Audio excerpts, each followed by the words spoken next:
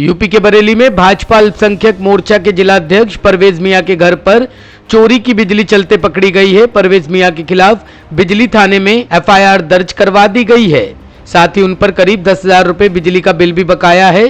तस्वीरों में दिख रही ये आलीशान कोठी भाजपा अल्पसंख्यक मोर्चा के जिलाध्यक्ष परवेज मियां की है। परवेज मियां कटिया डालकर बिजली चोरी कर रहे थे और बिजली विभाग को चूना लगा रहे थे। इन्हें इतनी भी शर्म नहीं है कि खुद की सरकार में अगर वो ही बिजली चोरी करेंगे तो लोगों से ये कैसे कह सकेंगे कि बिजली चोरी मत करिए, समय पर बिल जमा करिए। फिलहाल परवेज मियां के बिजली चोरी करने का मामला सुर्खियों में है। एसडीओ गौरव शर्मा ने बताया कि बिजली विभाग की टीम जिले भर में इन दिनों बिजली चोरी रोकने के लिए छापेमारी कर रही है। जब टीम शाहबाद स्थित अल्पसंख्यक मोर्चा के जिलाध्यक्ष परवेज मियां के घर पहुंची तो देखा वहां कटिया डली हुई थी, बिजली चोरी से चलाई जा रही थी। उनके ऊपर 10,000 रुपए का बिल भी बकाया है। बिजली चोरी करने के अपराध में परवेज मियां के खिलाफ बिजली थाने में एफआईआर दर्ज करवा दी गई है।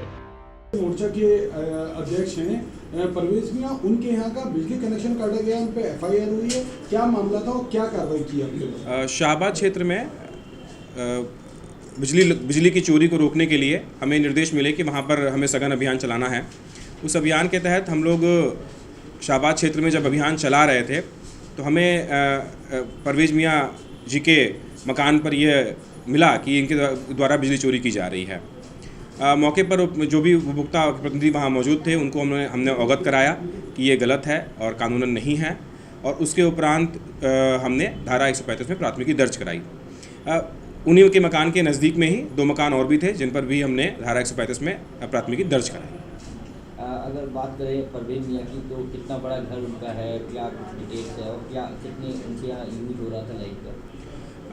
परवेज मियां जी के यहाँ जो देखने में वहाँ जानकारी मिली, मकान तो काफ़ी बड़ा था और उनके ऊपर बिजली का बिल भी बकाया है, करीब 10,000 रुपये से ऊपर का ही बकाया है।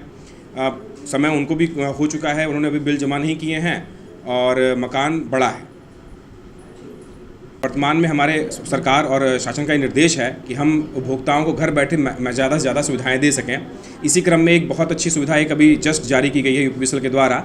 उसमें घर बैठे उपभोक्ता पार्टमेंट कर सकता है और वो अपनी जो भी धनराशि उसकी बकाया है उसकी वो किस्तें बना सकता है। हमारे विभाग ने उपभोक्ताओं को डिजिटल माध्यमों के बारे में और ज़्यादा ज्ञान देने के लिए यूपीपीसीएल कंज्यूमर कनेक्ट के नाम से एक यूट्यूब चैनल बनाया है, जिसके द्वारा हम विभिन्न सुविधाएं जैसे कनेक्शन कैसे लेते हैं, बिल मीटर कैसे रीड करते हैं, इसके अलावा बिल में क्या क्या चीज़ें आती हैं, बिल को कैसे समझना है, इसके अलावा क्या क्या बिजली के रेट हैं, टैरिफ हैं, इन चीज़ों के बारे में जानकारी देने के लिए यूपीपीसीएल कंज्यूमर कनेक्ट के नाम से यूट्यूब चैनल बनाया है, जिसका ध्येय है सबको बिजली, पर्याप्त बिजली, निर्बाध बिजली। तो मेरा यही अपील उपभोक्ताओं से है कि इस YouTube चैनल के माध्यम से डिजिटल सुविधाओं के बारे में हमारे विभाग की तरफ से जानकारी लेते रहें और किसी भी प्रकार की साइबर ठगी से बचें। कहेंगे कि साइबर ठगी के मामले लगातार बढ़ रहे हैं, ऐसे में बिजली विभाग के द्वारा भी लगातार लोगों के पास ऐसे मैसेज पहुंच रहे हैं कि उनका कनेक्शन काट दिया जाएगा और फिर उनका जो रकम होती है बैंक की वो भी हड़प ली जाती है।